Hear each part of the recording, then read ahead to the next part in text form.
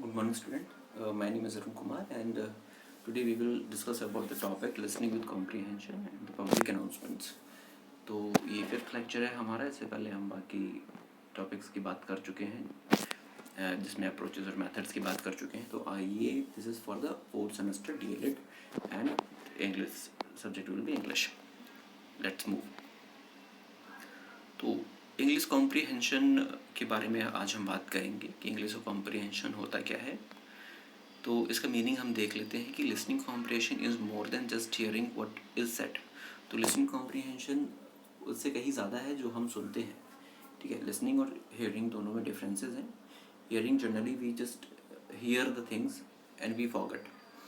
ठीक है, knowingly unknowingly कोई भी साउंड हमारे कानों की तरफ से हमारी तरफ आता है और हम वो मूव कर जाता है और हमें पता नहीं लगता कि हमने क्या चीज़ सुनी. हमारा अटेंशन वहाँ नहीं होता है, लेकिन हम वहीं पर हम बहुत ही अटेंटिवली किसी वर्ड को, किसी बात को, किसी स्टेटमेंट को सुनते हैं. तो वो माइंड में जाता है और माइंड में जाके प्रोसेस होता है और उससे एक अंडरस्टैंडिंग बनती है. तो वो हमारा एक लिसनिंग होता है. हियरिंग कोई भी साउंड आपका आया और वो आपके जस्ट आपने हियर किया, और अगर आपने मे बी अटेंटिवली उसको सुना या नहीं सुना ये डिपेंड नहीं करता है. जस्ट आपने एक साउंड आया, कोई भी साउंड आ रहा है, आप उस पर फोकस नहीं कर रहे हैं, आप अटेंशन नहीं कर रहे हैं उस पर, तो वो हियरिंग है. और लिसनिंग जब आप उसको फोकस करते हैं और आप उसको प्रोसेस करते हैं और एक अंडरस्टैंडिंग बनाते हैं एंड उसके एवज में आप रिप्लाई करते हैं, तो उसको हम लिसनिंग कहते हैं. Listening is a process of receiving, constructing meaning from and responding to spoken and or non verbal messages. तो लिसनिंग जो क्या है, as a process of receiving है. कोई भी, मैंने कहा कि कोई भी स्टेटमेंट है, कोई भी आपकी बात है, तो जब आप उसको रिसीव करते हो उसके बाद माइंड में कंस्ट्रक्ट करते हो उसकी मीनिंग को, कि जो बात कही गई, जो स्टेटमेंट कहा गया उसका मतलब क्या है, किस फॉर्म में कहा गया है वो, और आप उसको रिस्पॉन्ड करते हो स्पोक के थ्रू. आप उसको जवाब देने के साथ आप उसको रिस्पॉन्ड करते हो, या नॉन वर्बल मैसेजेस भी दे सकते हैं जिसमें आप गेस्चर या फिर आप अपना हैंड मूवमेंट से या आप सिर के मूवमेंट से आप उसको कर सकते हैं कि yes I understand it.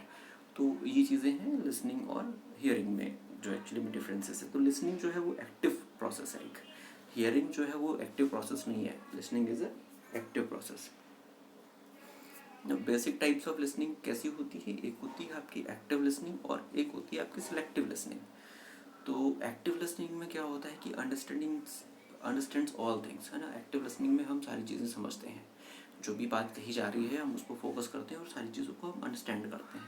Proper interaction होता है. एक्टिव लिसनिंग होगी तो प्रॉपर इंटरेक्शन होगा, जो स्पीकर होगा उसके बीच में, जो स्पेक्टेटर होगा, जो लिसनर होगा उसके बीच में प्रॉपर इंटरेक्शन होगा, प्रॉपर फीडबैक होगा, है ना. जो आपका स्पीकर होगा वो आपसे कोई क्वेश्चन करेगा और एज अ लिसनर आप उसको प्रॉपर फीडबैक भी देंगे. सेलेक्टिव लिसनिंग में थोड़ी सी चीज़ें लैकिंग होती हैं और इसमें we remember only selected portions, है ना. सेलेक्टिव लिसनिंग जो होती है थोड़ी सी डिपेंड करती है कि वो इंडिविजुअल टू इंडिविजुअल भी डिपेंड करती है कि आप उसको सुनना चाह रहे हैं या नहीं सुनना चाह रहे हैं, तो या आप कितने पार्ट पर फोकस करना चाह रहे हैं. तो we remember only selected portions. Topic not to our liking, है ना. टॉपिक कई बार क्या होता है, टॉपिक नॉट टू अवर, हमारा टॉपिक जो होता है हमारी लाइकिंग पर नहीं होता है, वो हमारी पसंद का नहीं होता है, तो आप उस बैठ जाते हैं, बट आप उसमें जो आपको सही लगता है, जो सिलेक्टेड पोर्शन है उसको आप लिसन करते हैं, तो वो सिलेक्टिव लिसनिंग है. उसके बाद इग्नोरिंग लिसनिंग होती है, not listening to others at all, है ना. भाई इग्नोरिंग हो रही है तो आप उसमें मतलब इग्नोर कर रहे हो पूरी तरीके से, बिल्कुल भी आपको इंटरेस्ट नहीं है, तो आपका जो भी अटेंशन है वो बिल्कुल भी ज़ीरो रहेगा इसमें, जिसमें इग्नोरिंग लिसनिंग हो रही है. बट आपके उसको हम कह सकते हैं वो एक टाइप की हियरिंग ही है. वो साउंड स्टेटमेंट आ रहा है बट आप उसको अटेंशन या प्रोसेस नहीं कर रहे हो, फीडबैक नहीं दे रहे हो, है ना. तो वो आपका ignoring listening leads to strained relation, है ना. तो ये थोड़ा सा जो इग्नोरिंग लिसनिंग होता है वो कई बार हम उसको कहते हैं कि स्टेन्ड रिलेशंस की तरफ भी फोकस करता है, कि कोई 3 लोग बात कर रहे हैं उसमें और एक तीसरा बंदा है जो वो फोकस नहीं कर रहा है, वो इन्वॉल्वमेंट नहीं ले रहा है. तो हो सकता है कि उसके जो रिलेशंस हैं, जो स्पीकर है जो बोल रहा है तो उसके साथ इतने अच्छे नहीं है, तो इसलिए वो अटेंशन नहीं दे पा रहा है. स्टेजेस ऑफ लिसनिंग प्रोसेस, तो अब देखते हैं, क्योंकि हियरिंग तो हम बात नहीं करेंगे, अब हम बात करेंगे लिसनिंग की. तो स्टेजेस ऑफ लिसनिंग प्रोसेस, इसकी बात कर लेते हैं कौन कौन से स्टेजेस होते हैं लिसनिंग प्रोसेस के, जो एक स्टेप टू स्टेप चलती है. तो सबसे पहला होता है हियरिंग. आपने हियर किया शब्दों को और स्टेटमेंट को सुना।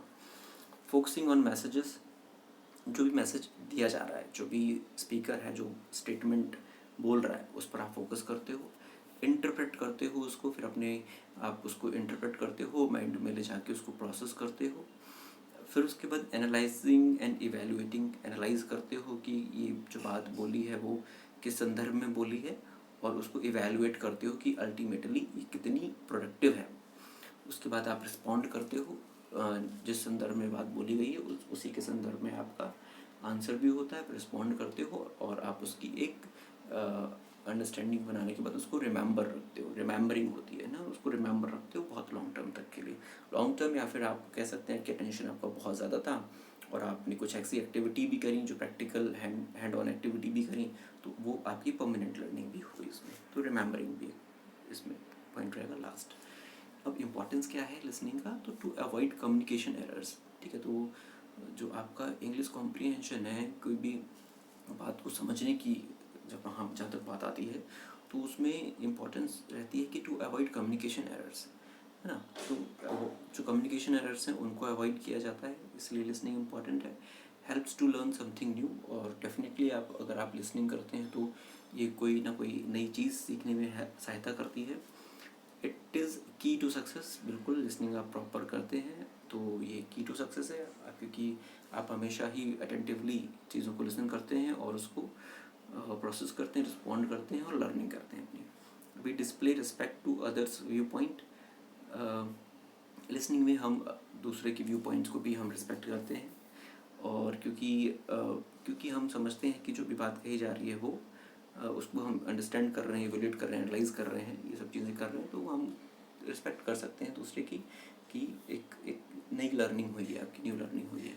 It is directly proportional to learning, तो बिल्कुल हम कह सकते हैं, वही मैं बात कहता भी आ रहा हूँ कि ये लिसनिंग जो है आपकी एक तरीके से लर्निंग ही है, जो अभी आप लिसन कर रहे हैं वो आपकी लर्निंग है। It empowers your own personality, definitely ये आपकी खुद की पर्सनैलिटी को एम्पावर करेगा, क्योंकि आप एक्टिव लिसनिंग कर रहे हैं, प्रोसेस कर रहे हैं और एक तरीके से लर्निंग कर रहे हैं, तो नई नई चीज़ें जुड़ती जाएंगी और आपकी पर्सनैलिटी ग्रूम होती जाएगी। अब बात करते हैं कि सारी बातें हो गई, अब बैरियर्स की बात आती है कि लिसनिंग में बैरियर्स कहाँ पे आते हैं। तो इसमें हम बात करते हैं फिज़िकल बैरियर्स की और साइकोलॉजिकल बैरियर्स की।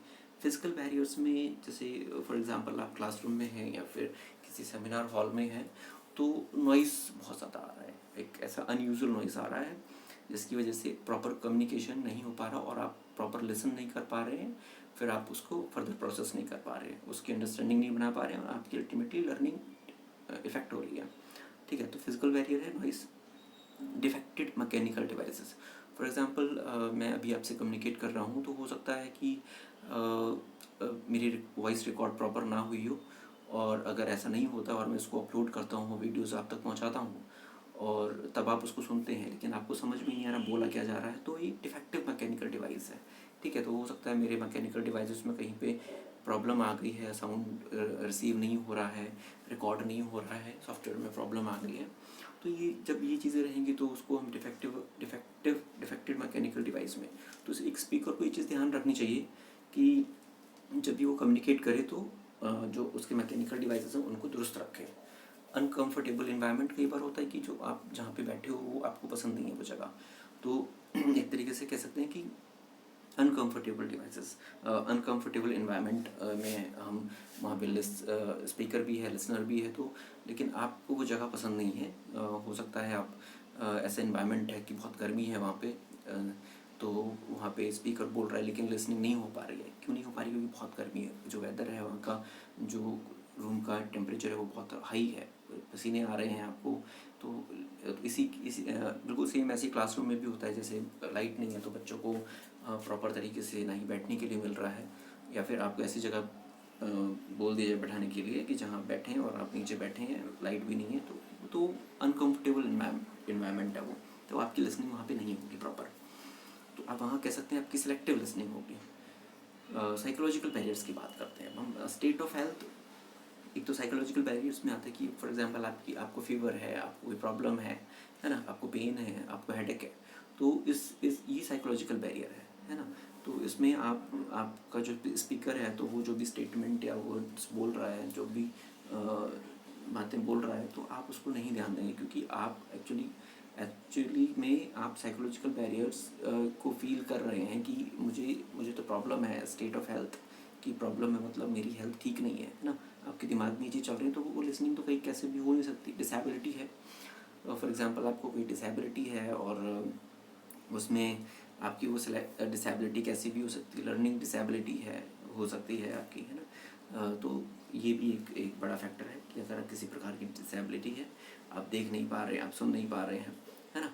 तो यहाँ भी कई बार ऐसी चीज़ें होती हैं कि ऑल्दो वो एक अलग फैक्टर है कि उनकी जो ऐसे स्पेशल पीपल होते हैं, स्पेशल चाइल्ड्स होते हैं, they have all the powers in in one type of skill actually, है ना। एक प्रकार की किसी में बहुत ही अति विशिष्टता होती है, जिससे वो अति विशिष्ट व्यक्ति भी हो जाते हैं, बच्चे भी हो जाते हैं।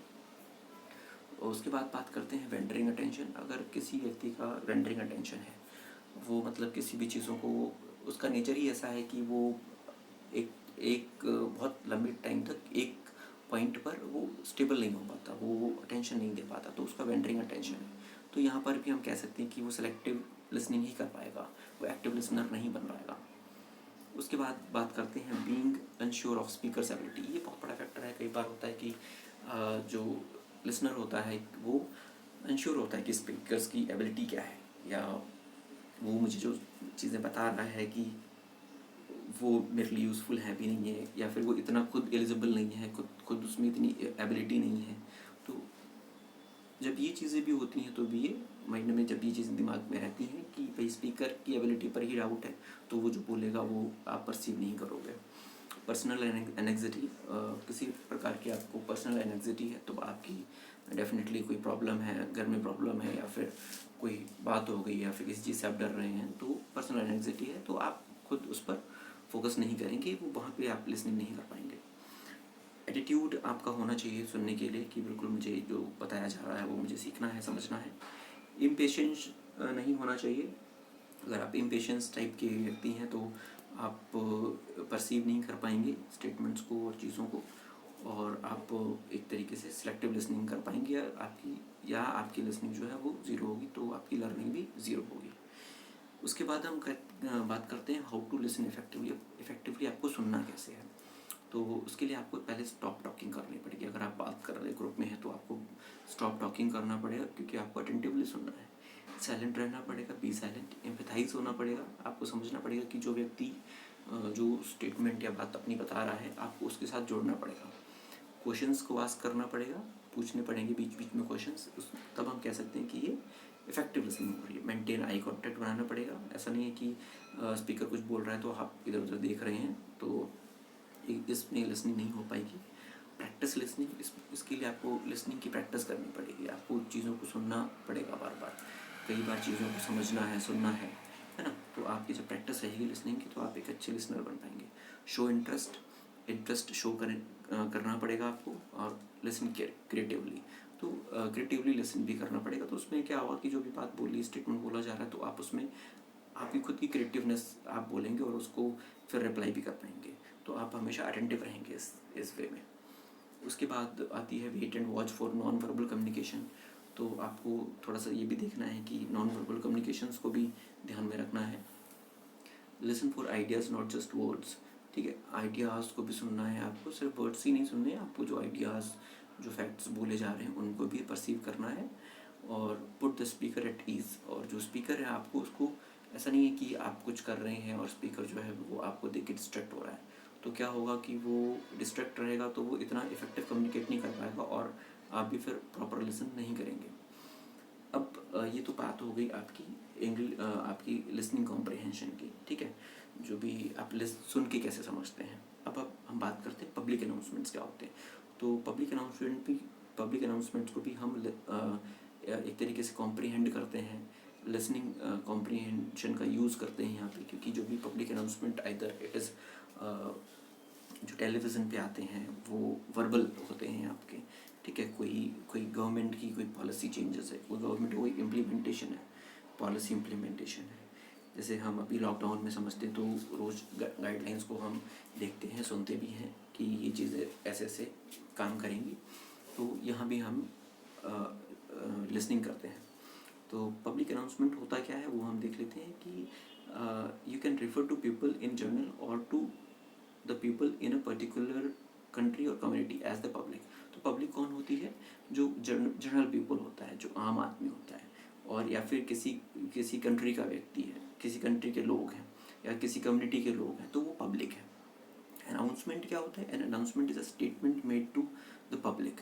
एक अनाउंसमेंट एक ऐसा स्टेटमेंट होता है, एक ऐसा आपका एक ऐसा सेंटेंसेस का फ्रेमिंग होती है जो हम पब्लिक के लिए बनाते हैं, और to the media which gives information about something that has happened or will happen, है ना। तो या तो उस मीडिया के लिए अनाउंसमेंट, जो मीडिया है वो अनाउंस करेगी, जो इन्फॉर्मेशन हमें प्रोवाइड करेगी, या तो कोई चीज़ हो चुकी है या फिर कोई चीज़ होने वाली है ना। तो ये तो दोनों को मिला के हम बोलते हैं पब्लिक अनाउंसमेंट।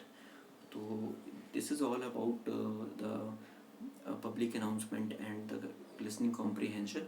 तो आशा है कि आपको समझ में आया होगा, और नेक्स्ट टॉपिक में हम कम्युनिकेटिव अप्रोच की बात करेंगे।